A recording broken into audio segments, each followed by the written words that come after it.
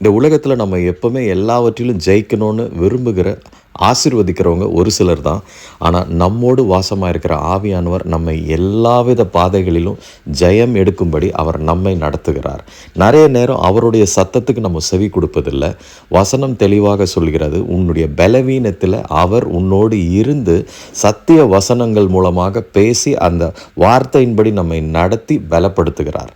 ஆவியானவர் எங்குண்டோ அங்கு விடுதலை உண்டு அப்படின்றது நம்ம சிந்தனை மறுரூபமாக்கப்படுகிறது. அது வரைக்கும் அந்த வியாதியில் நான் மரித்து போயிடுவேன், கடன் என்னை மூழ்கடிக்கும்னு நினச்சி கொண்டு இருக்கும் பொழுது நம்முடைய சிந்தை கர்த்தர் உன்னோடு இருக்கிறார், கர்த்தர் உனக்காக யாவற்றையும் செய்து முடிப்பார், நீ மனம் திரும்பி அவருடைய வார்த்தைக்கு கீழ்ப்படின்னு ஆவியானவர் நமக்கு கண்டித்து உணர்த்தி கரம்பெடுத்து நடத்துவார். அப்போ ஒன்ஸ் நம்ம இந்த ரிப்பெட்டன்ஸ்குள்ளே வந்த உடனே நம்மளுடைய மைண்ட் டோட்டலாக சேஞ்ச் ஆகிடும்.